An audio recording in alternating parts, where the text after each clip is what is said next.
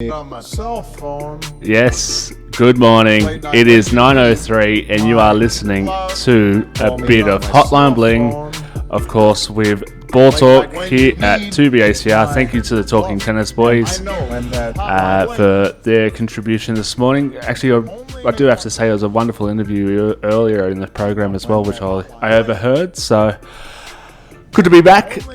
We are second episode in of the new year. How are you going over there, Silent Lurch? Oh, not too bad. Yeah, it's quite a good interview and lots of tennis going on at the moment, which is also always good. Always topical. Good to have the Australian Open going on as well. And although it may divide public opinion, I was pretty happy to see Kyrgios go out last night.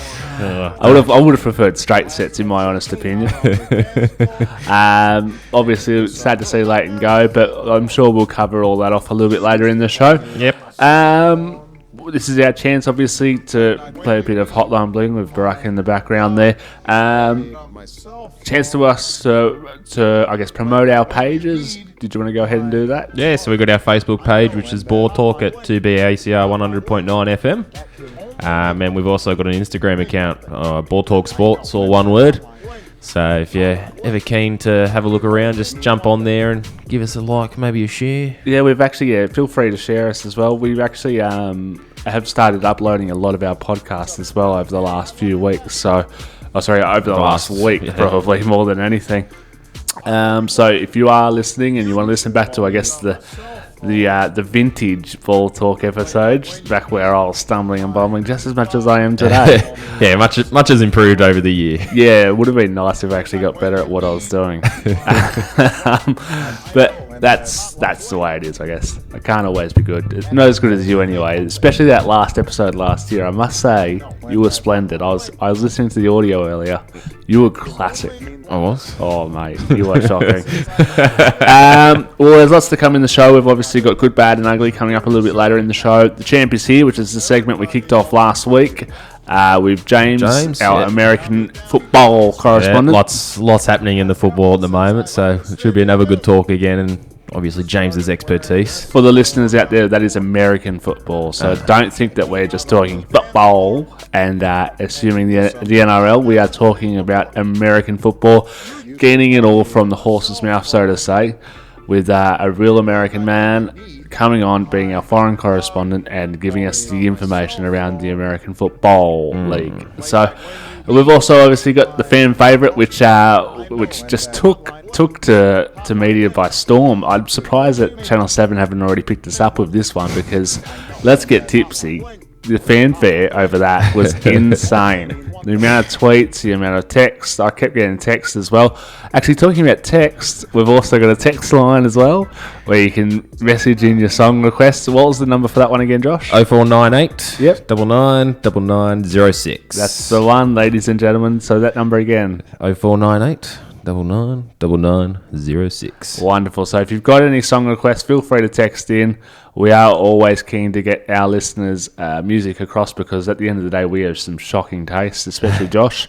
So we are That's happy. why I try and stay away from the selection of songs. No, we are more than happy. Apparently, I'm not everybody's cup of tea when it comes to music. No, a bit of what was it, Brennan Hart at 8 o'clock or 9 o'clock in the morning has woken a few people up on the wrong foot. Yeah. All right, well, let's get into it. Bad luck. This is our show. Yeah, well, tune in to Nova. If you like. No, we do it for the listeners. No, we do indeed. We're now going to go into a bit of EPL. So with our new show, we've got 2 hours to kill. Oh, not kill, but I guess 2 hours to talk. And it's finally giving us a chance to actually talk about EPL in a calm and precise manner. Yeah, not rushing along for 30 seconds at the end of the show. No, exactly right. And what song perfectly illustrates EPL if it's not The Cup of Life with a bit of Ricky Martin? So we'll be having that in the background as we talk some EPL, lad. Big week last week. It was some good games. I think Chelsea having a draw with Everton was a big game. Yeah. A bit of a, I guess, wasted opportunity there for Everton to really take 3 points and, I guess, really capitalise on the top end of the table. But ruining their chances there. What other games did you sort of caught your eye? The Newcastle West Ham game wasn't too bad either. Newcastle have sort of come out of a slump. Basically, they were they were a few points right down near the bottom of the ladder, and they've sort of just come up out of nowhere. They bought a bloke you might actually know who actually did play for Liverpool a couple of years ago, John Shelby. Yep. He was with Swansea, I think he went to, and now he's been taken over to Newcastle, and his effect straight away from what I'd seen is massive. He's providing balls, and it was good because he really needed it to happen. He's a very good prospect of a player as well. So yeah, I thought that was a fairly good game. I think he strikes the ball wonderfully. Yeah, he's a really good striker. He's got a rocket. If it's on the volley outside the box, he just doesn't think. He doesn't hesitate. Just has a shot, and usually on target, produces a save. And I've seen him multiple times when he has had those shots. The keeper makes the save, bounces off, and straight to a teammate and slots it away. So I didn't mind. I think he's lazy in defence, but his attacking attributes are wonderful. What else we had? We had the Man U Liverpool game. Yeah, that was, I guess, pretty average from a Liverpool perspective. There was a few big games actually last week. So you also had Stoke and Arsenal, which was a 0-0 draw, which really could have helped Arsenal pull away because Leicester, so they were they're first still. They were up against bottom of the ladder Aston Villa, and they drew with them. So I actually think Leicester had the chance to win it as well. They had a penalty through Mahrez again. Yeah, I know. Second week in a row with Mahrez, and surely you're giving it to Vardy from now on. You found the keeper perfect. It seemed almost as though it was scripted because I could have told the bloke where the keeper was going and where not to put the ball, and he put it straight in the gloves. And I don't understand why your top goal scorer isn't taking the shots. Well, Mahrez is up there as their one of their top goal scorers. He is in second just, so I mean he's not afraid to score goals, Mahrez, and obviously apparently he's meant to be a bit more confident than Vardy in front of goal, so why not? Yeah, I don't know. Give it to Vardy, I think, because that's 2 weeks in a row that he's rude a chance there. I think the coach might have something to say from now on. Yeah, get to practice early because you're going to be taking some extra penalty shots if it's up to me. Yeah, so what do we have? The Chelsea and Everton game was 3-3 draw, and I think Chelsea got lucky with the draw in the end. I think it was the 98th minute or something with a John Terry header. Offside. He was apparently. He was by a long way. Well, okay. If we're going to go into that, then if you have a look at Everton's second or third goal, when the ball's crossed over, the ball actually goes out. Qatar has to drag the ball back in, and then it's stolen off him and then scored. So it should have been a draw regardless. So we'll go with that, eh? Oh, jeez, that's a far-fetched. Mate, have a look at the footage. There. Have a look at the footage. Go have a look at the footage, mate, and you'll see it. I don't know about that. Look, let's agree to disagree. Because I actually think that John, you can't justify one with the other. Nah, it's an even up, mate. Square up. Not a square up, mate. Actually, talking about square ups. I know this is totally off topic, but what was your opinion on the referee saying that he gave a square up when I was tagged the other night? Yeah, it was good. I thought it was disgusting. It actually infuriated me. You don't tell people you're doing a square up. You do it conspicuously. Yeah, it's simultaneous. Like, for the listeners out there, we play OzTag, obviously a men's OzTag competition on the Wednesday night, and well, easy to say we've been graded unfairly because I think we're playing against representative players and just getting towed up every week. We're just a bunch of good old blokes, just toilets, just having a go. Referee comes off at full time and goes, "Oh, by the way, I didn't award the penalty because there was a square up there."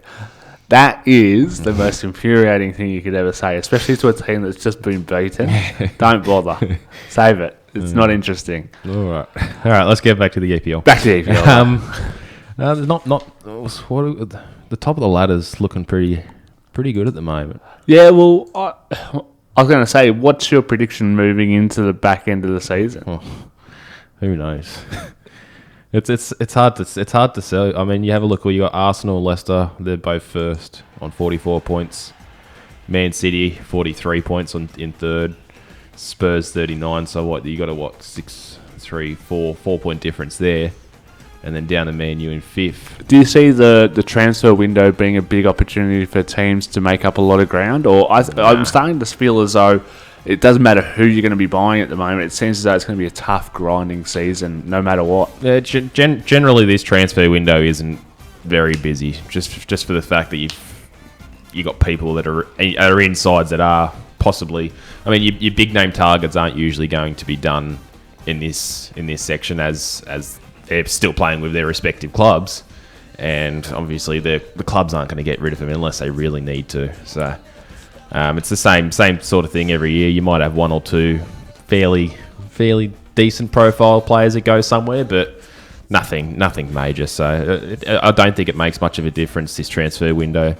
And as you said, you got. It's just going to be such a good end of the season for it. Yeah, I'm looking forward to seeing whether Man City can get it together and really, as Arsenal still don't seem to me as though they are going to win it. It's the same thing for them every year. It is for Arsenal. They get up there, comes to this back half of the season, and they sort of just choke. Yeah, well, I'll say it. Oh, jeez, he's called it. So, in your opinion, let's have a look at it. Hang on, let me bring it up now. But in your opinion, will Arsenal win the title? Yes or no? No. No. No. Wow, that's a big call. And you've made some big calls, especially after last week, which we're going to touch on a little bit later. But you've made some big calls, champ. Well, look, and it's like nil or draw against Stoke. Like I know that Stoke's not bad, but if you're going to be winning the titles, you've got to be winning against these sides. I mean, you have a look at Man City. They wiped Crystal Palace 4-0. Like I still see them as being the top, and all it's going to take is for Arsenal to have an injury or something like that, and to their striker or someone in their midfield again, and they're just going to be done. Even though they've got Petr in goals, who I think last week he kept the clean sheet, so he's kept the most clean sheets ever in a Premier League season. So he's just a massive signing. He was always a massive signing for when Arsenal picked him up from Chelsea. But you can't just be relying on him to be getting these draws to win a title. I can't see him doing it. You can't see it. No. So you're giving it to Man City? Yeah, I'm giving it to Man City. I'm trying to find the futures bet here, but I can't actually find the odds to see what the title race is. But I tend to agree with you. It's one of the few times I am actually going to agree with you, but I actually think that it's there for Man City's taking whenever they want it. All they have to do is string a few good games together, and it's going to be season over. What you got? You got Arsenal and Chelsea this week. Although Chelsea aren't sitting pretty on the ladder, they're still one of the big sides, aren't they? So I mean, it's a big test for Arsenal in that regards as well, to be coming up against Chelsea when you've got Man City. Who do they got? Man City, West Ham. So that's still a task for them as well. So. But yeah, obviously the bigger test is for Arsenal. They're at the top, and it seems that they're always at the top at some part of the year, and then they always end up choking. So I'm gonna go with that trend. He's called it. Arsene Wenger out. Arsene Wenger out.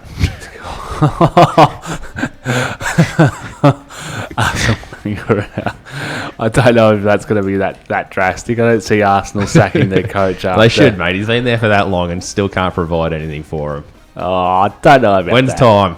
When's time? Oh, look, just because you guys sack your coach every 3 or 4 years, you're almost as bad as Liverpool at the moment. That's every 2 years, mate. You're actually giving people 3 years. You're becoming as bad as Liverpool at the moment, just sacking coaches for the sake of sacking them.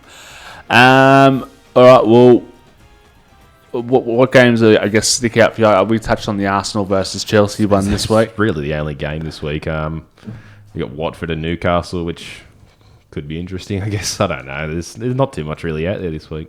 Yeah, West Brom versus Aston Villa.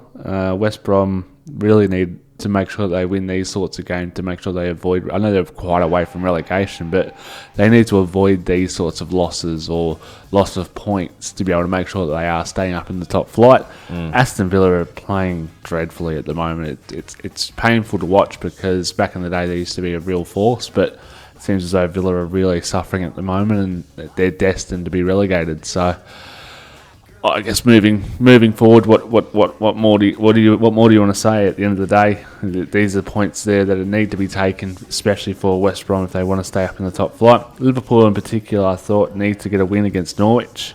I'm starting to see a really tired Liverpool outfit. Doesn't help when you got injuries. Yeah. Injuries week in, week out. Oh, there was actually one of my mates, Ryan, who's obviously a Liverpool fan. I'm sure that you know about all of the injuries for Liverpool and such. They've got a full squad out basically for injuries. So it is the transfer window, and he sent me a thing yesterday actually. In regards to one of the transfers, it was Liverpool had put a transfer bid in for, or had been talked about putting a transfer bid in for Alexander Pato. And apparently that day, Pato pulled his hamstring. So they don't even have to be playing for Liverpool, and they still get injured. Yeah. They get mentioned in the same name as Liverpool. You get an injury. People are cursing it. Yeah, people are just saying, "Don't say that you're interested in me." I seen that, and he showed us that, and I thought that was pretty funny. And it's actually legitimate. Like, he actually did pull a hamstring.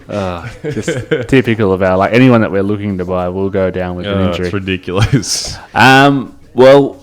There's also been, I guess, a little bit of action as far as the domestic league as well. Did you catch much of the A-League last week?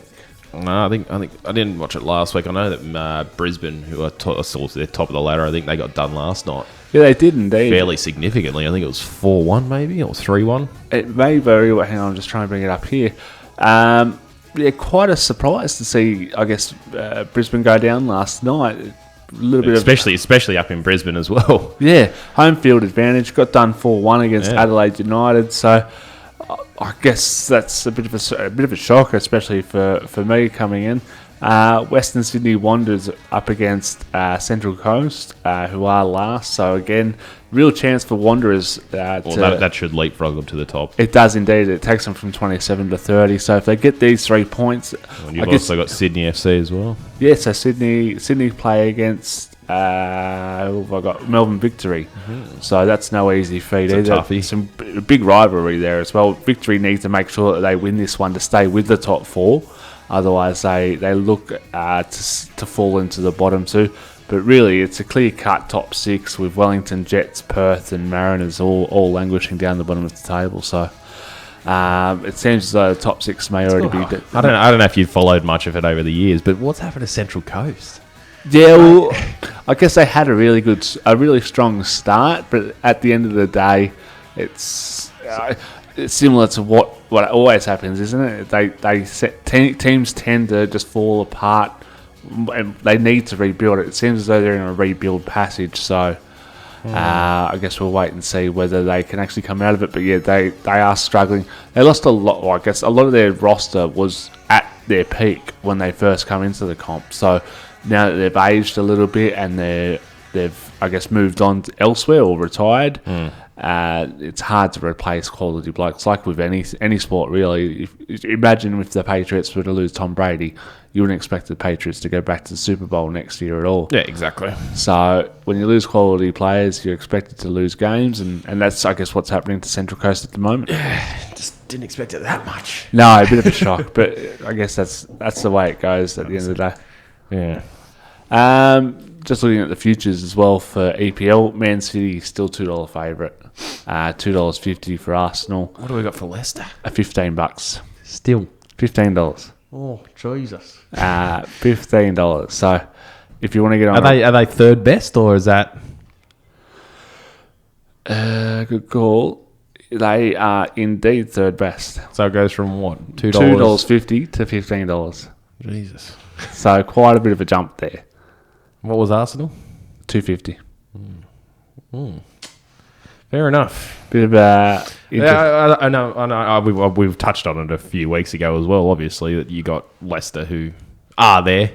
They seem to be doing the right things, and they don't seem to be doing bad. Yeah, they don't seem to be getting the respect of the league or of the betting agencies, which is fair enough. Like, at the end of the day, it could be a flash in the pan as far as everyone's concerned, but... Are they? Are they going away? They don't have to play any other extra games. They've only got these games to focus on. That's the thing as well. FA Cup, there's no internet. There's no Europa League. There's no anything else for them. This is it. They're just training week in, week out for the Premier League. Does that at the back end of the season help them or hinder them? Because I feel as though it's going to help them. Of course, it's going to help them. They're not playing as many games as you got your Man City as you do with your Arsenal They've still got the FA Cup. I think both of them still got the FA Cup. One of them, I think Man City might have the Capital One Cup as well. You've got Champions League, which they're both still in as well.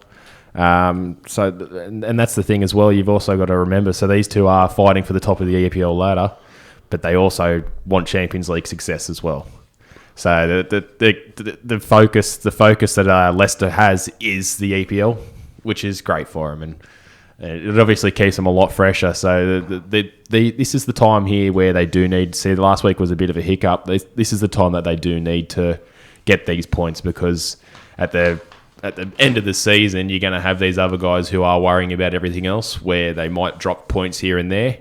But at this period, you've got Man City and Arsenal who really need to be getting these points as well. So it's tough. Yeah, I think $15 doesn't mind me. I don't mind that. $15 if you're a Leicester fan, or even if you're just a believer in hope, I guess, or just in good football stories, then you might as well sling a few extra dollars at Leicester. There's no harm in that. You safe bets, Man City, but yeah, if you want your money back doubled, then that's your bet. All right, well, we're going to throw to a song now. We're going to go to an Eagles song. So during the week, Glenn Frey died, the guitarist for the Eagles, who passed away at age 67.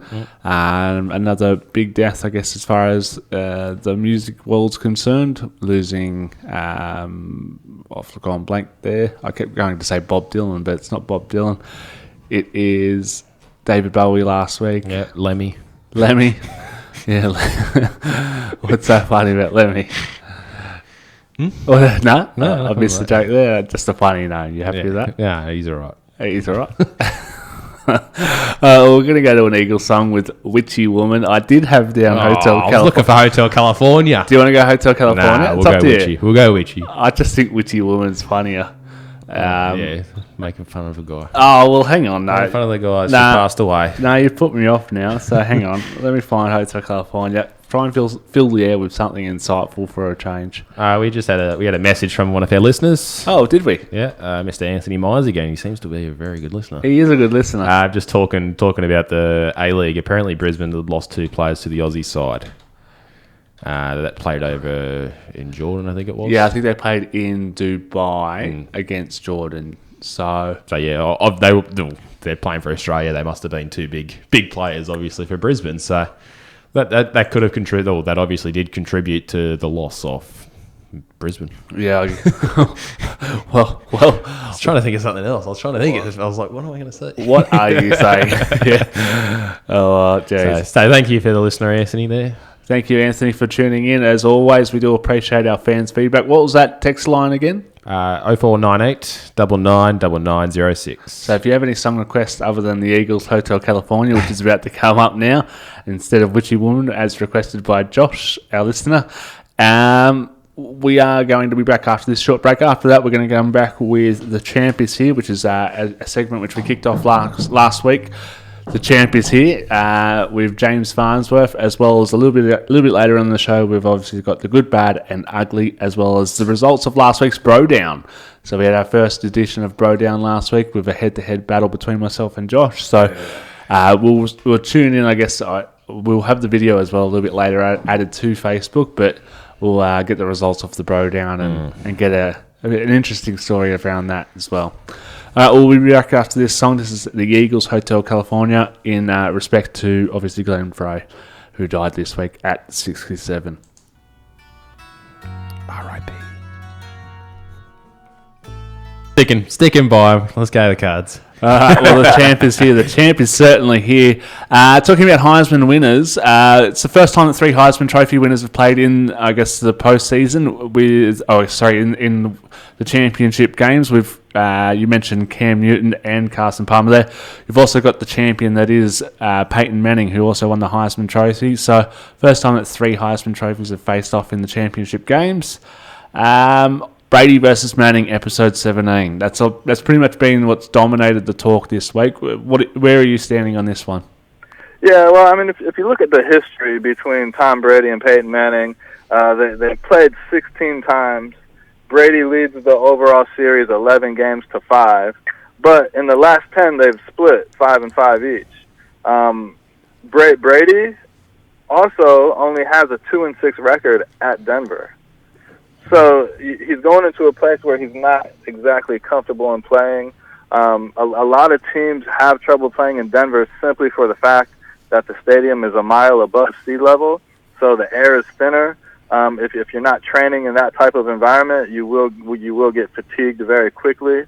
New England, I think that New England losing to the Jets and the Dolphins at the end of the season, which has lost them their home field advantage, may come back to get them this week because is this sniffing, it's going to be tough in sniffing Denver. the upset? Oh, he's going against the grain here. I don't really know if I'm picking an upset, but what I do know is that Denver has the number 1 rated defense, and Brady has trouble playing in Denver. But if you're asking for my official pick, I'm picking the Patriots.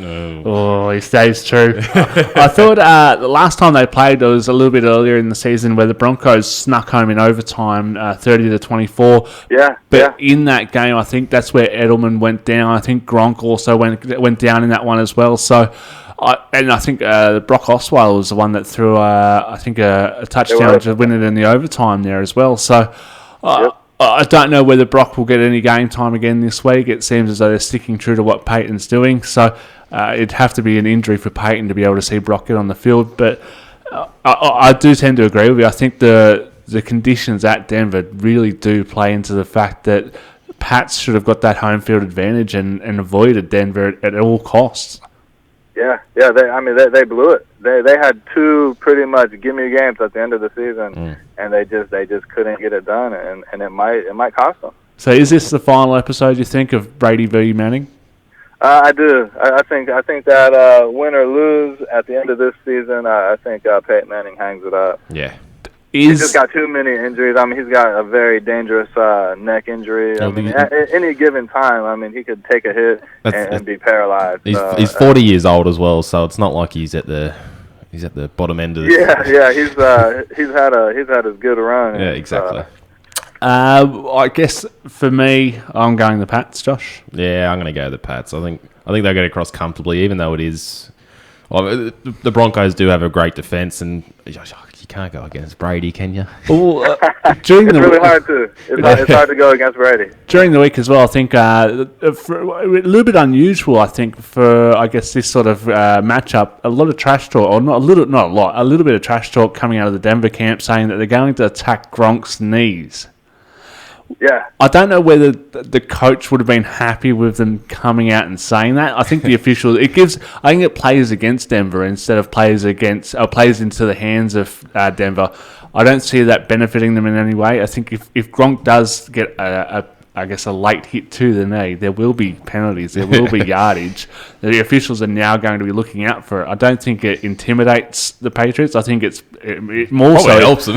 I think it actually disadvantages the Broncos by telling the officials, hey, we're going to be doing this. It's still legal, but I guess they're going to be more aware of people targeting Gronk, and I guess you... Yeah. Also, you never want to give a team like the Patriots locker room material. But coming from the Denver camp, I understand that they've declared psychological warfare on them as well. If they can get Gronk thinking more about the safety of his knees when he's going across the middle, he might drop some balls. It's just one of those things. It's a strategy. I don't think anybody is going to intentionally be dirty. I think it's just more of a psychological strategy from the Denver side, and we'll see how the Patriots respond. Well, they'll also talk about Brady being a crybaby as well. Cry Brady, I think they were calling him during the week. Again, these calls are coming from not blokes that are even starters. These are like the second or third string blokes that are trash talking. The coach from Denver, I think they didn't have a meeting after the Steelers. I think they all had the week off. Had a day off. So that I guess he wasn't able to talk to the team and tell them what he was happy with or what he wasn't happy with. But I think after they've had the meeting, nothing but niceties have come out of Denver for the Patriots, and we respect them as an organisation. We respect what they do. We respect and all the rest of that. So I think the coach might have had a word to the players on that day after the break, and obviously pulled them all back into line. Yeah, I'm pretty sure he put a lid on that because you don't want it to get out of control. I mean, you're going to have trash talking, fine, but they started taking some pretty personal shots, and you just don't want something like that to carry over into the game and affect the outcome of the game. You know, it should just be based purely on competition. Because you saw what happened in the Pittsburgh-Cincinnati game 2 weeks ago, and you don't want to see that. You don't want to see a game decided on people losing their head and getting penalties and stuff like that. Exactly right. We also during the week, I guess the Warriors keep on rolling on. They destroyed the Cavs in a championship playoff. Not a playoff, rematch. I guess. 132-98. So that is a 34-point defeat of the Cavs from the Warriors. Steph Curry during the week was asked what he felt, I guess, towards the Cavs just before they played, and he sort of mentioned that he hoped that the locker room still smelt like champagne after their title win late last year. So the Cavs were fired up, but at the end of the day, I don't think that really actually transpired onto the court. Do you? Yeah, no, I mean, Curry, he has every right to say that because they did come in there, they beat Cleveland, they got that championship ring. Cleveland still does not have it. Just regarding the game itself, Cleveland looked soft. Kevin Love totally disappeared. It was a poor shooting night. I went back and I watched the replay. I wasn't able to see it live. And they were just taking it was bad decision after bad decision. They were lazy on the defensive end. They just got dominated, bottom line. Talking about... But I don't know if you've seen any of the news out of Cleveland today, but they fired David Blatt. Oh, really? Yeah, David Blatt's gone. Oh, wow. Yeah. Big decision. Yeah. So they fired him. Tyronn Lue is the new interim head coach. They extended his contract to 3 years. I'm pretty sure that when the headlines say Cleveland fires David Blatt, it really means LeBron James fired David Blatt. Maybe. So it'll be interesting. I don't know if it's a good choice or a bad choice. Time will tell. But last year at this time, they made a big change. They had some big trades go down, and it worked to their benefit. So we'll see. We'll see what happens. Yeah, well, I guess time will tell at the end of the day. So we do thank you for that. Thank you for coming on again for this week's. I guess the champ is here. We do. Yeah, it's my pleasure. We do appreciate you coming on, James, and thank you for your insights. So, just to wrap it all up, you're backing the Patriots, you're backing the Cardinals, and it will be a not the Packers, the Patriots. My apologies to the Packers fans. Yeah, it's going to be great, guys. Have a good one. Great talking to you again. Thanks, James. We'll see you next week. All right, take care. Speak to you next week. All over it. All right. Thanks, James. We'll speak to you soon. Yeah, later. And that was James Farnsworth with the champ is here. Really good to have him on. I do appreciate his insights. It's good insights. Don't get me wrong. I appreciate American sports, and I do follow obviously the football. I write down the points that I'm going to be talking about, like the stats and the key talking points. For example, I wrote down Manning 5 versus Brady 11. But for James to then just spit out that sort of knowledge without even taking, he doesn't have the sheet that we've got. Yeah. So I guess it just adds to the knowledge that he does have on a day-to-day basis. Exactly. We are going to go to a quick song now, and then we'll come back with the Bush Best, which is with Julian Holzman, who had a pretty good week last week from all accounts. So we'll look forward to that. We're now going to go through a song. Northeast Party House is a Melbourne band, sort of a dance rock band. So we're going to throw them on now. We'll be right back after this little short break. So this is Northeast Party. And we are back here at Board Talk that was Northeast Party House with Embezzler. We now go to our fan favourite, our local correspondent out in the field, Julian Holzman with Bush Best. Jules, are you there? I am here, Dan. How are you going? Great to have you back, mate, and looking forward to another edition of Bush Best. Pretty mixed week last week. What do you think? Yeah, no, definitely a loss. Around the mark, I think the average odds of the selections are about 14-1, so I think one of them just missed a place, and if it had run third instead of fourth, that we would have shown a profit on a 1-by-3 basis. But they were around the mark, but just couldn't get the job done. Yeah, I thought we were, I guess, hard done by, especially I actually was on the one that come fourth. It's one of the ones I thought were juicy enough to follow, so unlucky. But we'll redeem ourselves this week with this edition. So what have you got for us this week, mate? We've only got a couple to start with today. The first one's at Newcastle in race 4. Now, it is a heavy track there today. Heavy tracks pretty much for the weekend, as you can imagine. Now, there's a horse there, race 4, called the Bohemian. Last preparation, very good. Had able to get home very strongly a couple of times. In fact, I backed it in town one day and it got beaten about a length into 4th, surprisingly enough. About 25 to 1. Now, I had one run back this time in at Newcastle. It looked like it needed a run, but still worked to the line okay. Second up today, it is a strong maiden, but $23 on the tab at the moment. It's certainly better than a $23 shot, and you can get $5.40 to place. I reckon there's only about 5 chances in it, and I do have an opinion of the horse. So, look, I certainly think it can get a place. Whether it can win, not sure, but at $23 and $5.40, it's worth a bet. Each way prospect. Definitely each way prospect. Sorry, what race is that again? Race 4, Newcastle. Race 4, the Bohemian. Right, no worries. I'm driving the car, so I don't actually have the form in front of me. So yeah, no worries. Yeah. Now the other one I like today is at Parks. Now I'm tipping this to your listeners as a place special. It's race 4. Spirit of Kinloch is its name. Now the race is over 800 metres. We've actually had in a clinch run there over 800 metres. Now if you know anything about Parks at that start, if you draw them wide, you're gone. This horse, I think it's come into barrier 4 now, and it's got a lot of speed from the gate. I used to hate the horse. It used to be weak, but it's developed a bit of strength over time. It'll certainly either lead or sit outside the lead. And over 800 metres, they just won't pick this up in the straight for a place. There are a couple of other chances. There's been a few scratchings overnight. Yesterday was $3.10 the place with Bet365. I don't think that'll be there now. But I can't see it missing the place. If you maybe have 1 unit the win and 5 units the place on that, it'll pay at least $2 the place. And I think you can get your lunch money with this one. I really like it.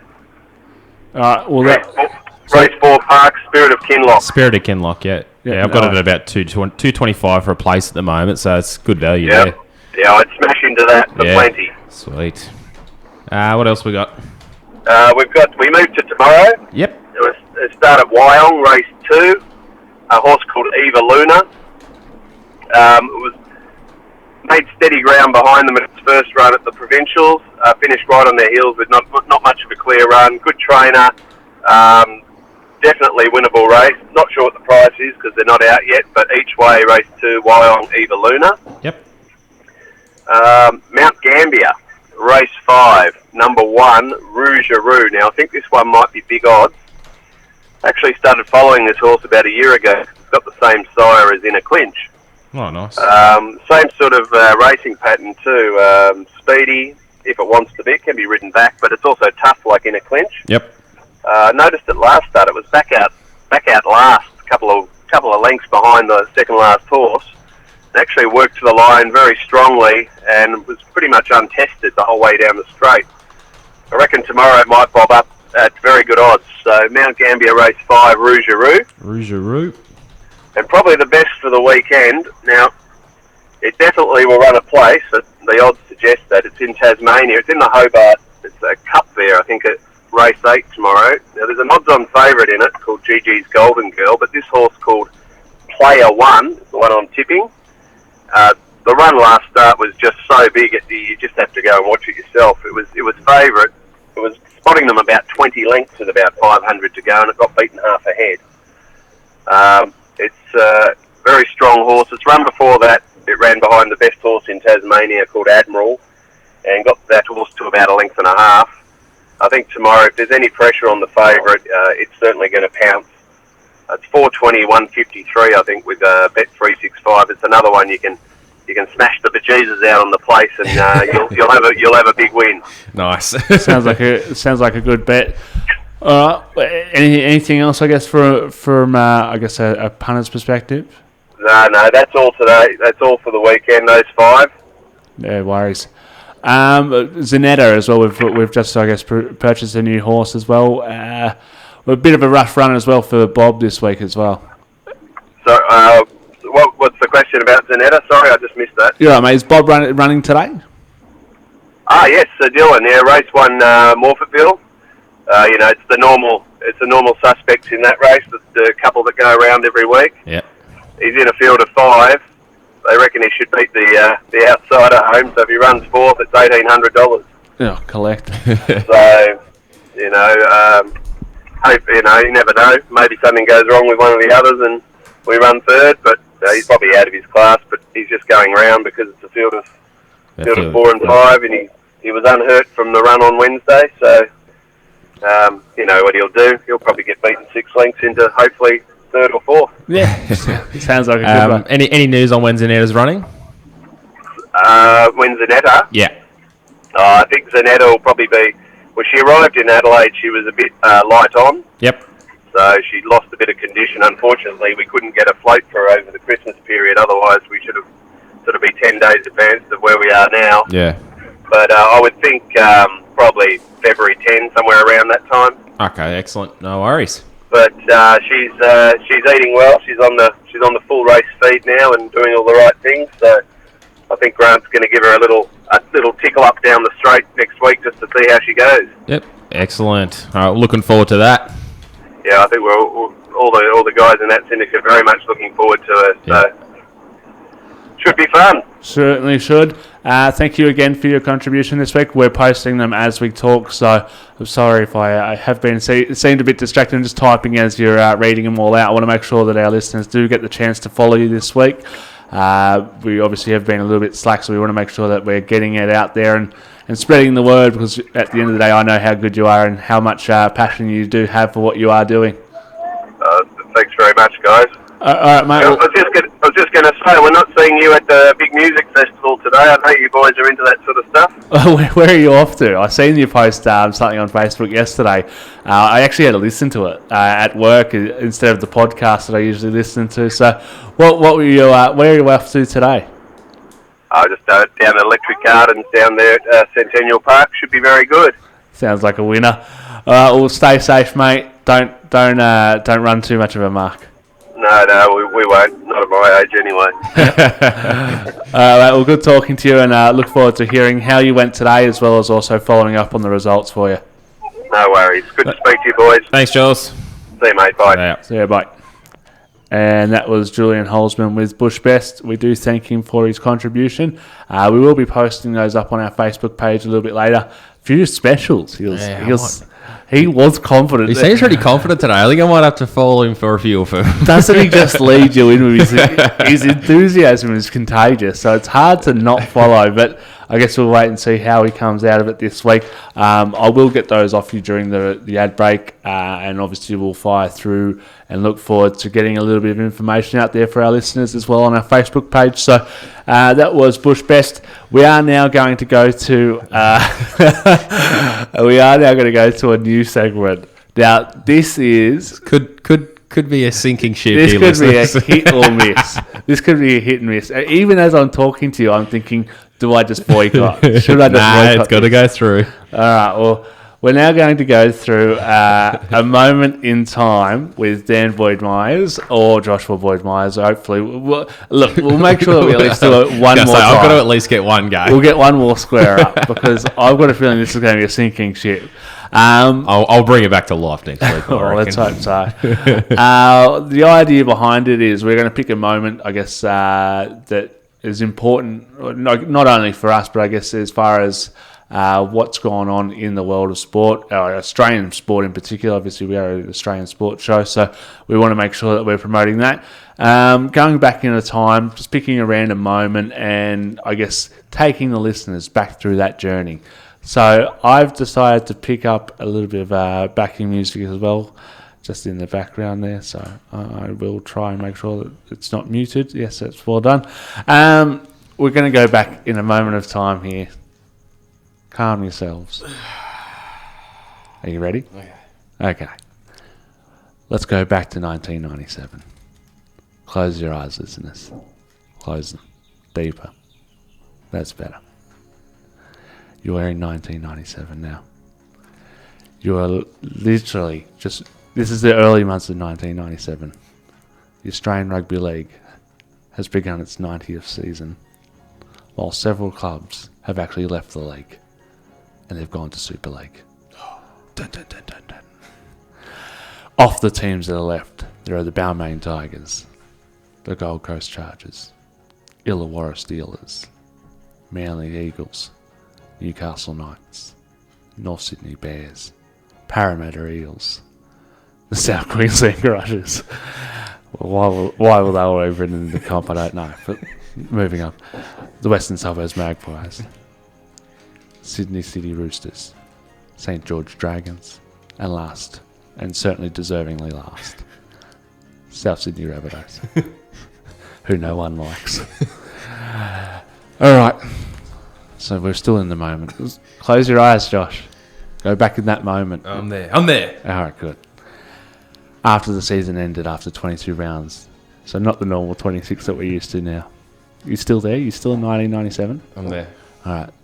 After the 22 rounds, the Manly team were on top with Newcastle finishing second with 29 points for Newcastle, 32 to Manly. Also tying with third were Parramatta.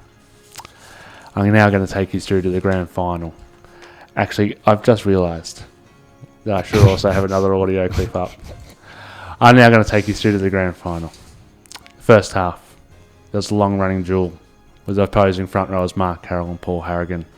It erupted in the second minute when Carroll reacted to a Harrigan shot on Jeff Tuvey. I think we all remember that moment.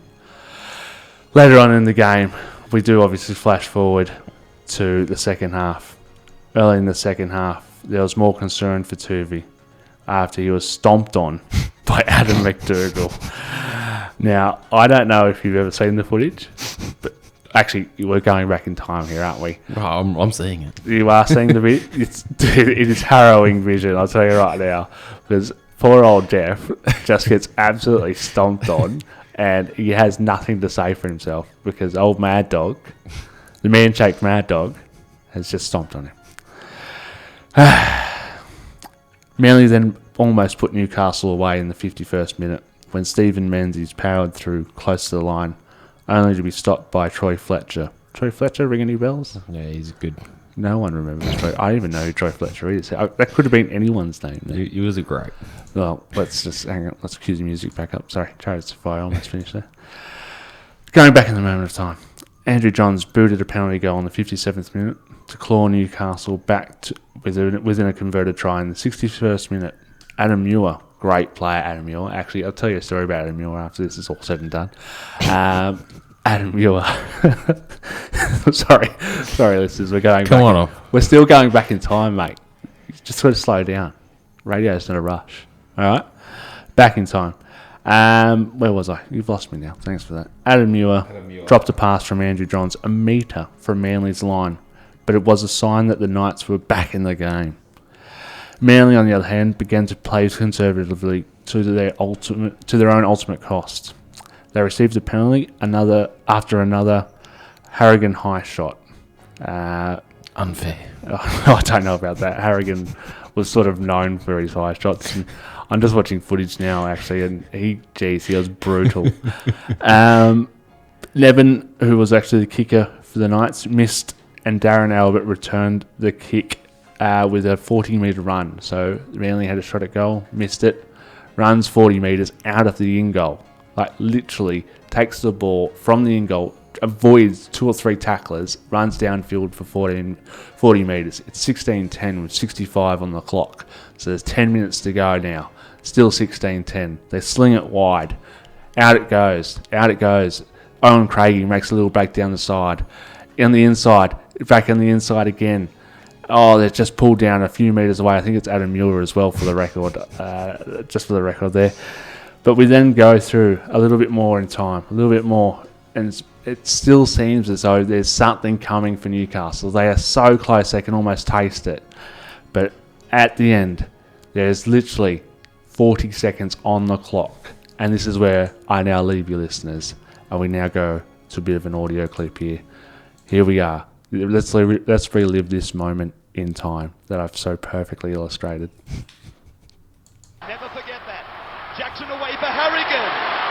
Now, fifth tackle. 30 seconds left. And the chance. Andrew Johns. Here it is. And, knocked down by Manley. Gone for a field goal. 6 on the tackle. 6 to Now go. 20 seconds on the clock. Albert, he will play it. 21 metres away. Down the blind, Andrew Johns. Inside for Albert. Albert will score. Albert will score. Newcastle have won the grand final. Albert is over. Manly has been beaten by Newcastle on full time.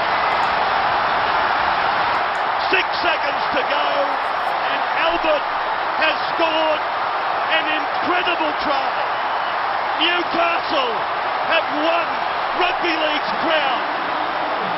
Andrew Johns found space on the short side. He went down and he found Darren Albert. Can you believe it? It does not get any better than that. What? Well said, might I add, Fatty Vorton. It just doesn't get any better than that. Spine tingling. Darren Albert scoring the winner with seconds on the clock. Andrew Johns, where did he even get that vision to go down the blind side with 30 seconds on the clock? Goes down the blind side, draws one, held up in a tackle, finds Darren Albert, steals the win. And that, my friends, that is a moment in time with Daniel Boyd Myers. So what do you reckon, mate? Bravo. Bravo. You happy with that effort? It wasn't bad. Yeah. Will it be seen again, this segment? Well, we've got at least one. Yeah. I feel sorry for the listeners out there that have had to tune into this. And if this is the first time you are listening to the show, I am sorry. Personally, I am sorry. We now, I guess, you are a Newcastle fan. So what did that moment mean for you as a fan? Do you remember seeing that vision as a young kid? Not really. I don't even know how old I would have been. 97. So 7. Years, yeah. I don't remember. I don't remember watching it, but I do remember watching it plenty of years. I've watched it after, and it's just a great thing to watch, isn't it? It's exactly like you said, but the vision that Andrew had there to then go to that blind side and just find something out of nothing, and that's why he's one of the greatest. Yeah, he really is, and I love that moment. I think that is one of the best one of the best grand final moments. I guess there's another one that we could relive that you may be able to tell down the track, a la Scotty Sattler, but we'll wait and see whether you actually get a chance to do that. Well, whatever moment you decide to pick, it's all yours. There's a plenty to go. I was almost going to do the Kathy Freeman moment and go back in time for that one. So Chariots of Fire will be played again next week. You've got a whole week to prepare yourself. Don't worry, you can't make more of a meal of it than I have just there. So we'll look forward to your edition of a moment in time next week. It will be a moment in time. It will be a moment to remember, that's for sure. We are now going to throw to a quick song. It is 20 past 10 here at 2BACR. You are listening to Ball Talk. This is a song by Churches with a V in the name, so it does throw you off. Churches. This is Playing Dead by Churches. They are a Scottish electro band. This track was only released 2 or 3 days ago, so if you do like it, there's another track that I'm playing a little bit later in the show that was only released 2 or 3 days ago. That's Rufus. So if you're a Rufus fan, keep an ear out for that. But this is Churches Playing Dead, a Scottish electro band, so we'll be right back after this break and these messages. So sure you are listening to Ball Talk, and we'll be right back soon. And we are back here at 2BACR. You are listening to 100.9 FM at Ball Talk here. You are tuning in to Daniel and Joshua Boyd Myers here. We're now going to our regular segment. It's been a fan favourite for a long time. At least a year. Oh, well, we've only been on for half a year, so we won't worry about that. No, right. Let's get back into it. All right, well, let's fire up. Bit of energy in the voice, bit of pep in the step, as they say. The good, the bad, and the ugly. What have you got for us this week, Josharino? We'll start with the good, as we do every week. Oh, well, no, you tend to be a bit of a negative man. Yeah, I sometimes do. I start off and then finish strong, but we'll start off good here. My good this week is the Big Bash. So you got the Big Bash final coming up on Sunday. The Melbourne Stars versus the Sydney Thunder, which will be played at the MCG. What a tournament it's been. It has been an absolutely wonderful tournament to watch. I don't think I've watched this much local cricket in my life. I tend to be tuning in to watch it on a regular night. Obviously, it's slowed down a little bit with the Australian games against India as well going on at the moment, but I think it's been wonderful. It's a real breath of fresh air to see the fans really getting involved and really turning out. The attendance has been wonderful. Massive. The ticket prices as well are making it easier for families to actually attend the matches. It's affordable for people to go, which is the key thing that Cricket Australia have got right for a change. And kudos to the actual Cricket Australia in itself. I don't know if they've set it up, but whoever's done the scheduling for it has just been excellent. Like, it's worked out so well over the holidays, over the Christmas holidays, and like to be able to work through. Obviously, you got the Australian games that have been played as well, to then still be pulling these crowds in. And like you said, it does come down to ticket prices as well. But I think it's been very good scheduling in that regards to have like not be putting it on silly nights and when there's certain things on certain days. I think they've done well in that regard. Yeah, I really do. I think it's taken off. It's been building as well. Like over the last 2 or 3 seasons, you've seen it coming. Like it's slowly got a bit of momentum, and the product itself speaks for itself. I guess it's entertainment, and you're tuning in to watch that because it is entertaining. It's not dribble, and it's quality players up against one another. Yeah, this isn't like park cricket. This is some of the best players, some of the ex-international stars that are here in our backyard, and we're getting to watch them on a night-by-night basis. Yeah, so we've got the Melbourne Stars versus the Thunder. It's the first time the Thunder have made the finals in their BBL. What is this, 5 or 4? First time they've ever made the final. They've usually been down the bottom of the ladder for the most part of the seasons. Yeah. To then come through, make the first semi-final, and then they beat Adelaide the other day. So that put them through to the grand final, and good luck to them. They're looking good. Yeah, I think they are too. I think Usman Khawaja was in fine form the other night.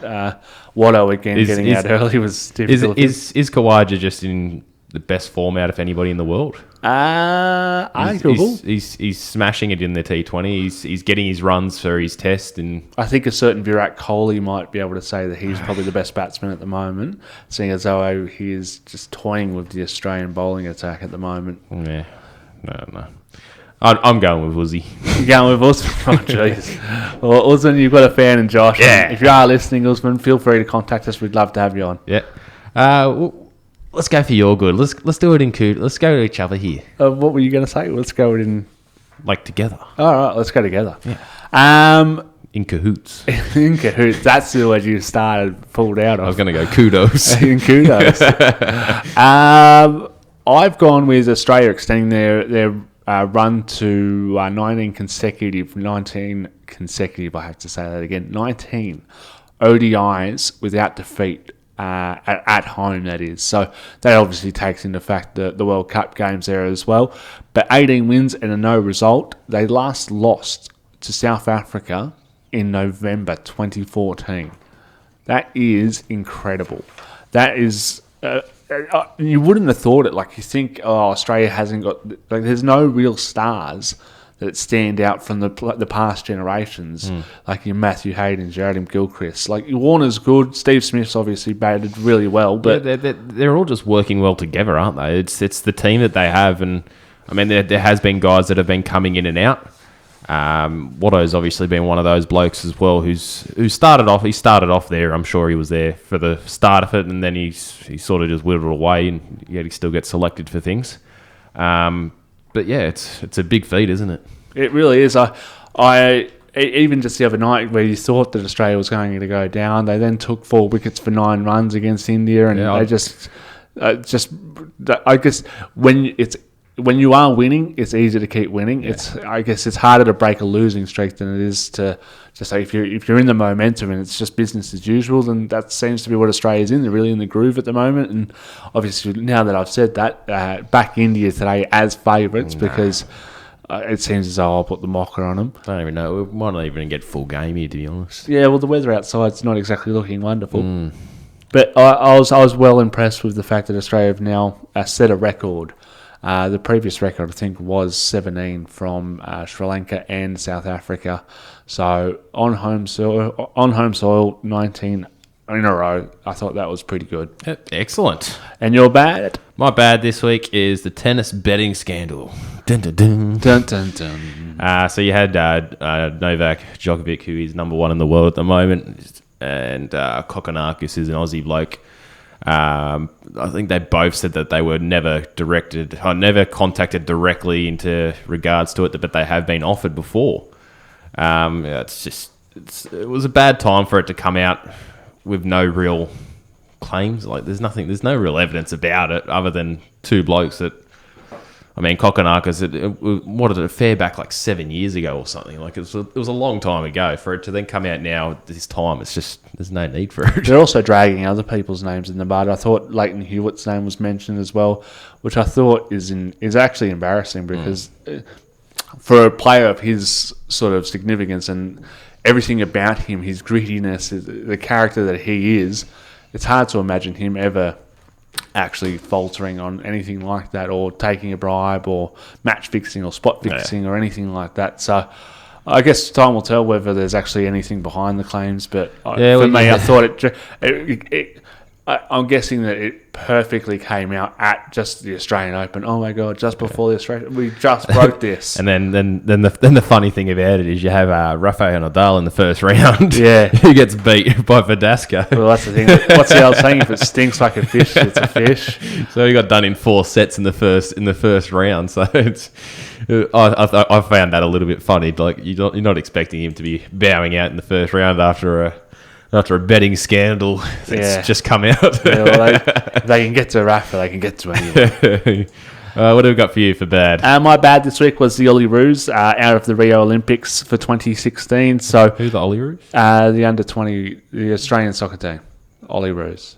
It's the under-21s. Under-21s, yeah. Yeah. Sorry, under-23. Sorry. Yep. They're out of the Rio Olympics, so they had to beat Jordan during the midweek matchup. They played at Qatar during the week. Yep. Needed a win to advance to the knockout stages, which would obviously plays a part in as far as qualifying for the Olympics. They are now out, so they are now no longer going to the Olympics. I expected a better showing, if I'm honest. I thought the youth of Australian soccer was on the up, but to be able to still not get a result against Jordan, it shows that there's still a long way for our development stages for our Australian footballers. Okay. No? No, I don't know. I've read some things before. I'm not going to go into it in regards to. I think it's the Jordan in their into their youth, basically, where they're. There's nothing's been proven, but apparently that they're basically for their youth players that I think it's Jordan and there might be one or two of one of these other countries. I think it might even be Qatar as well. That they sort of have been buying these players basically because they've got the backing of all these. It doesn't matter. No, go on. No, I'm done. I'm done. I'm actually interested to hear what you're saying. No, it's nothing really. And that's the thing. It's just. But yeah, it's tough. It's tough for the Ollie Roos as well. I think they had a game the other day as well, and I think they ended up winning that one. But I think it was only like a 2-0 against Vietnam. I think they should have done better with that as well. They needed. It's exactly right, but you're sort of expecting a little bit more from them in regards to, like you said, with the Australian soccer, where it's on the up, and there should be plenty of players out there that can be playing, and. Obviously, you got a lot of the boys playing they set up club in the A League as well, so it's just experience, and I mean at the end of the day they're no good in that regard, so it's unlucky. It really is unlucky, but I guess you pay the price for your inexperience. I know Alex Gersbach played as well, so I didn't get a chance to see much of the highlights, but a credit to him. I think he's a family friend of my partner's, so. Congratulations to the Gersbach family for obviously their son being in the game, but it's just a real shame that they couldn't go on and get the job done against Jordan, especially in Qatar there. So are the Ollie Roos just for For the Olympics. Yeah, so it's So does Australia go in the Olympics, or is No. it just the under-23s? it's only the I was going to say, because if Australia needed someone, I'm available. Sign me up, you know. I was going to say I was over 23. I am over 23, but tragic. it's a shame. They will be they upset. really could have used me. They will be upset by that, I'm sure. Absolutely devastated. Geez, what do you say to that? You're hopeless. I guess that's my bad for the week. What was your ugly? We got it ugly here. You did write down some notes, and you put JBM ugly, and then you put your face. Oh, did I? That's hurtful. Oh, my bad, mate. So I'm not going to go with your face. No, you're not going to go with your face? I'm going to go. It's not really that ugly, but it's something to talk about. Virat Kohli with his sledging for Faulkner. He come out. I think it was in Melbourne where he's come out, and I think James might have said something to him, and then he's basically come back and said, "Look, mate, there's no point. You're not worth it. I've smashed you too much in my lifetime. Go and bowl your ball." And it was just, it's not really ugly because, I mean, sledging is in the game, and there's nobody's gone over the boundary line there with anything said. So I just thought I'd bring that up. I think it was good. I don't mind a bit of banter on the field, and I don't mind, especially the Australians, copying a little bit back, because we are, I guess, known for being the better sledgers in the world and all the rest of it, and sometimes we go too far, blah, blah, blah. But I think it's good to see Virat give some back instead of just sit there and quietly take it from Faulkner. That's exactly right. And then the day after as well, you had Maxwell Smart, or the Big Show, whatever you want to call him. He also come out and had a go at Kohli as well, I think, through the media. And basically he's gone, he goes, India have been losing because of you. Yeah, I read that too. He's come out and he's like, because you want your personal milestones that you're costing India games. Yeah. So he's had a nice little dig it in there, and it's good. I like the banter between it. Well, I think these two teams will be expected to go very deep in the World T20 yeah. World Cup coming up around the corner. So, any advantage you can get over your opponent, I guess, is worthwhile getting. And if you can get into his head now or make him, I guess, question his decision making, we'll go from there. I think, and we'll hopefully get to him in the long run. He seems to be a run machine at the moment, though. Hard to beat. Yeah, he's doing all right. My ugly for the week is yet again Souths.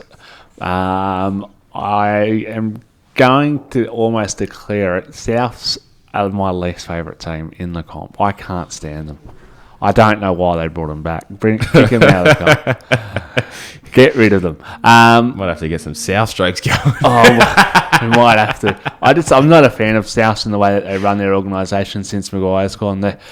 Crow versus Keary. It happened. There was an incident earlier in the year, late last year, just before Christmas, and it's typical to me of the South's culture that it only just now comes out. They seem to be very good at hiding things, South, or keeping things under the rug. For example, Dylan Walker incident. For example, the way that they sort of just ushered him out of the club because of that incident.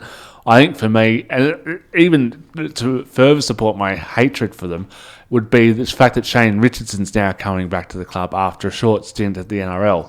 Wasn't he meant to change something at the NRL? It seems as though he's just gone there, got all the information he could, and now gone back to Clubland with all the insight as to how the NRL's run. And now he's going to bring that back to South and how they should fix things and how they should manipulate the systems that the NRL has in place. Yeah, exactly. I think for me, that I can't stand that. I don't like that at all. I don't think he should have been given the job in the first place, but that's my opinion. Crow has eventually tweeted out, Luke Keary's situation, entirely my fault. A bit of banter that went too far. I've apologised. He is a natural leader and great for our club. Good tweet, Russell. Really good tweet. Well said, mate. I couldn't have said it better myself. Like, you are actually kidding it. This is the bloke who earns millions of dollars, and he's literally saving it all for a few characters on Twitter. Mate, if you're going to come out and you're actually going to, address the issue, speak to the media, because it's now blown out of proportion. You should have just come out and faced it front on from the start. Yeah, I think the tweet actually came from like some fashion show in Milan or something, and he was attending at the time as well. So It's just poor. It's poor form by them, and it's poor form by Souths. Yeah, yet again. And I look forward to obviously teeing up on them later in the season. So yeah, you've got Keary's off contract at the end of this season, but shaky waters at the moment. And I heard talks yesterday that the Gold Coast they're looking to get him. Obviously with what's his name, Kane LG, they were relying a lot on him this year.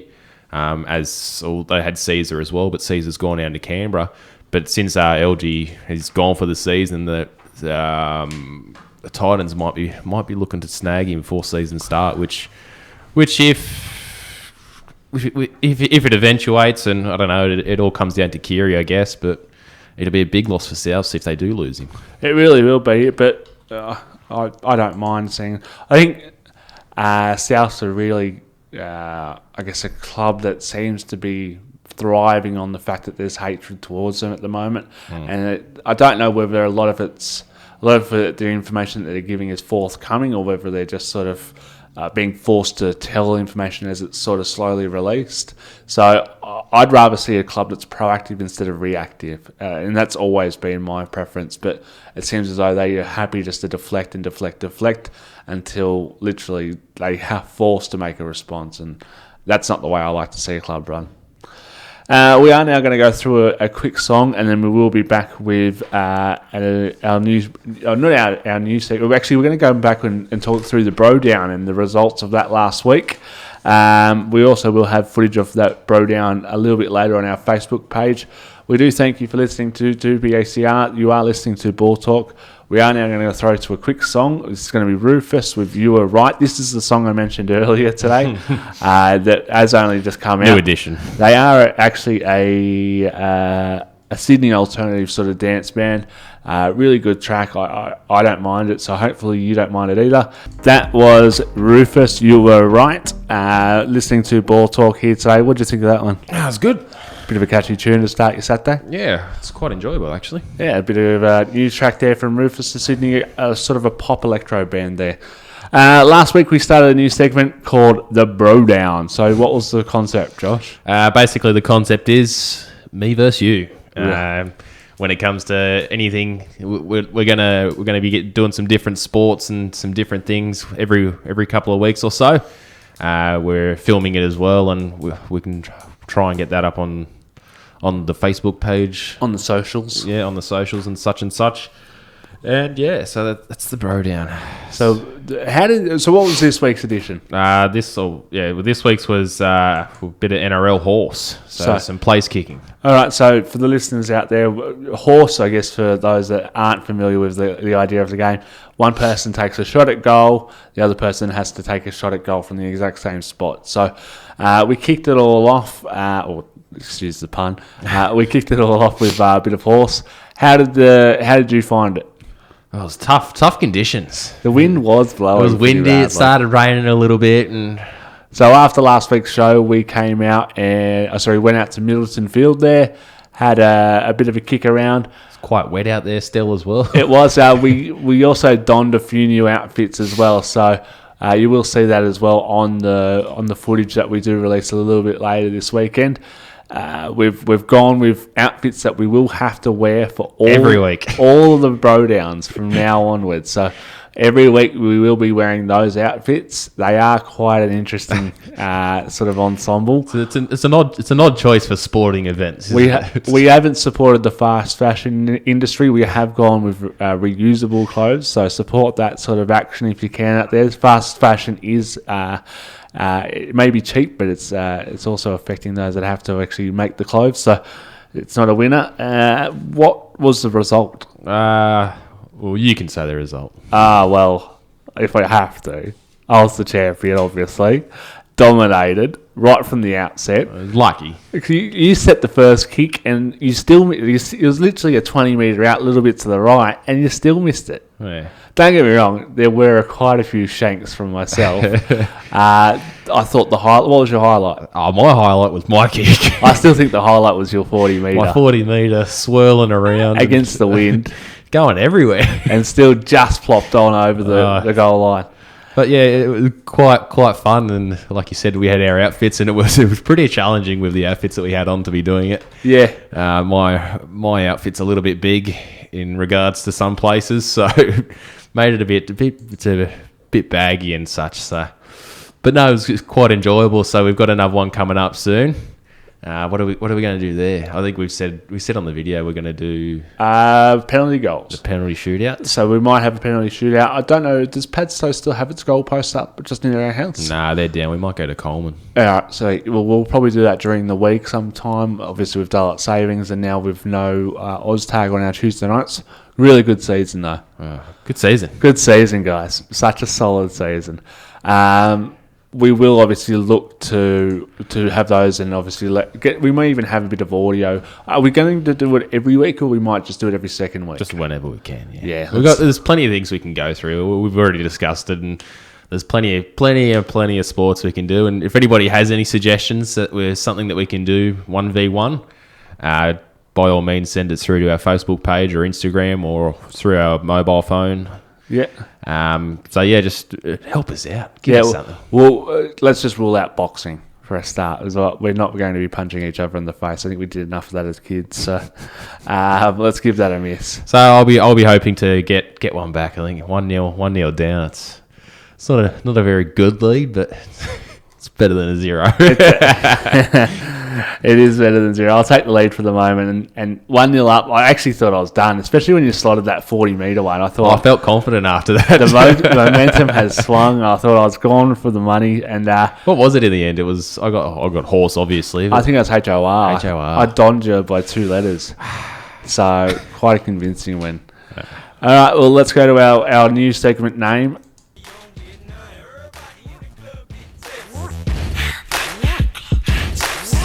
Everybody in the club getting tipsy. Everyone in the club getting tipsy. Let's get tipsy, Let's Josh. get tipsy. We had a pretty stinky week last week, myself and yourself. Yeah, it was quite unfortunate. So let's redeem ourselves. What have you got for us this week? For me this week, I'm going to stick with the Arizona Cardinals. Going to go the Cards. Yep, I'm going on 1 to 6. Value there at $4.50. They were odds this morning. And yeah, I can see him just getting over the Panthers. It's going to be a tight game, and as we discussed earlier. But I see the Cards. Like I said, I've backed them. I backed them the other day to go all the way, so I'm backing them here. All right, you've backed in the Cards. I'm actually going to go for India today. I'm backing India today. I think I've just put the mocker on Australia's 19-win consecutive. India at $3 approximately this morning. I think Sydney spin, if they do get enough overs in today in the weather, I think Sydney spin could obviously be the factor for the Indian. It could be a non-event. It's the wind's picking up as well now. It's sort of blowing. I'm just looking out the window. It's blowing a gale, and you got the clouds coming around. What happened this morning? It was boiling this morning. I woke up and I was sweating, and now all of a sudden I was actually even thinking about going out to watch the game, but now I've seen the weather outside and it's getting all windy. I think I might avoid that. But India versus Australia, it's a big call. Yeah, well, I've gone the $3 there for. So India. you basically you're putting this on merit, the fact that you put the mocker on Australia. I do think I am a bit of a jinx when it comes to things. Actually, funnily enough, that you were looking outside the window there because. Sorry, just before we go, that was of course our regular segment. Everybody in the club gets tipsy. That was Let's Get Tipsy for this week. We'll obviously look forward to seeing the result of that. Hopefully one of us gets off the board. Yeah, hopefully one of us can get off the board. We're both on 0. Oh, it's only been 1 week. It's slow going, but maybe we can get a result. Jules obviously needs to impress, and so do we. You actually mentioned you were talking about going to the cricket, but the weather outside was off-putting. Yeah. Well, if only I could. Do we know anybody? Funnily enough, we've got our weatherman on the line. He was a little bit under the weather last week, so couldn't actually be on the line with us. Are you there, Hayden? Yeah, I'm here, fellas. I'm back. Welcome back, mate. How was your New Year's? Oh, it was fantastic, mate. I drank, ate, then I slept. Get out on the chopper a bit? Yeah, actually, funny enough, there's good news and bad news about that. Oh. The chopper, it's fixed. It's ready to go. Excellent. But I lost my chopper license. Oh, what? Oh, what? Yeah, speeding. Good to hear. I mean, not good. No, I'm going to have to do it from the ground today again, fellas. So okay. All right, well, our man on the ground, what's the weather like for you, mate? What are you predicting for the weekend? And send our listeners off on a good Saturday today. It's not a prediction, it's a fact, okay? My apologies. Mate, it's going to be tops of 29 degrees with 1,000% humidity. Oh, it's like that out there, Mate, is it? It's a stinker. I'll tell you that now. And in Darwin? Oh, yeah, for our Darwin listeners, what was the... Sorry? Sorry, what was that? What for our Darwin listeners? Just if you could repeat that. For Darwin listeners, because there's heaps out there. Yeah. 30 degrees again. I don't Again? think it's changed in about 3 or 4 years. But the humidity is minus 100%. No, good to hear. Oh yeah. So, you don't sweat at all. When are you? What was the fine, just out of curiosity, for your speeding? I told you it was speeding. Yeah, How no. much was it? Yeah. 5 cartons of beer. Oh, jeez. Yeah. How do they even Joke. get you? Do they get you from the ground, or is there a speeding police Speed chopper? camera. Yeah, speed camera. It floats on a balloon. Ah, makes sense. Have you ever been in the air, mate? No. Oh. I'm still waiting to go out on the chopper with you, but we can't seem to get up there. Amateur hour over here, mate. Don't worry about that. That's right. I only lost it for a week. That's a good thing. Oh, excellent. Good to hear. All right, well, we look forward to having you back next week, mate.